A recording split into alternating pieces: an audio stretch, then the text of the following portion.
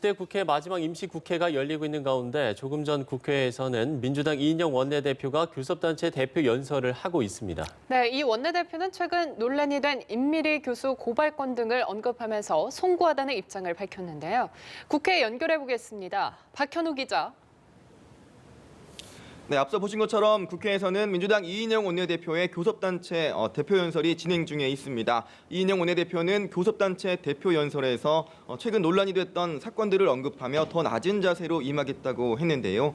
이 원내대표는 검찰개혁과 집값, 최근 임미리 교수를 둘러싼 논란 등 민주당을 향했던 국민의 비판적 목소리를 외면하지 않겠다며 이같이 밝혔습니다. 그러면서 누구를 탓하기 전에 우리부터 반성하겠다며 집권 여당의 원내대표로서 심려를 끼쳐 송구스럽다고 밝혔습니다. 이 원내대표는 최근 논란과 관련해서는 이처럼 머리를 숙이면서도 미래통합당에 대해서는 날을 세우는 모습을 보였습니다. 특히 미래통합당의 전신인 자유한국당이 만든 미래한국당을 겨냥해 미래통합당이 종이정당이자 위성정당, 가짜 정당인 미래한국당을 만들어 정당 정치에 근간을 뒤흔드는 참 나쁜 정치를 하려 한다며 이는 한국 정치사에 두고두고 오점으로 남을 것이라고 비판했습니다. 그러면서 꼼수로 민심을 전복해서라도 제1당이 되려고 하는 미래통합당의 이 같은 역주행의 정치 파괴를 막을 수 있도록 국민 여러분이 정치 백신이 돼 대한민국의 미래를 결정해달라고 호소했습니다. 네, 총선이 57일 앞으로 다가왔는데 민주당과 통합당의 공천심사 작업이 막바지를 향해 가고 있죠.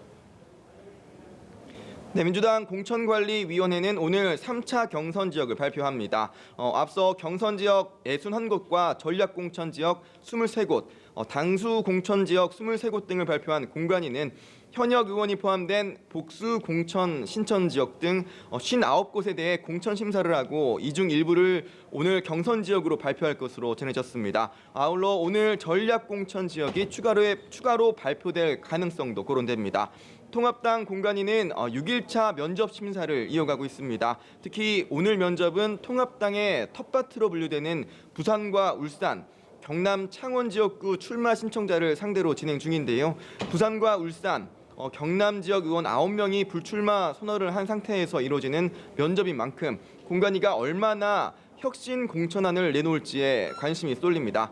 이런 가운데 통합당 심재철 원내대표는 민주당의 임미리 교수 고발건 등과 관련해 친문 지지자들의 이성을 상실한 신상 털기 등 공격이 이어질수록 국민 마음속에는 정권 심판론만 불타오를 것이라고 경고했습니다. 한편 민주평화당과 대한신당과 3당 합당을 추진했던 바른미래당은 손학규 대표가 끝까지 합당에 대한 거부 의사를 밝히면서 결국 당 해체 수순에 접어든 것으로 보입니다.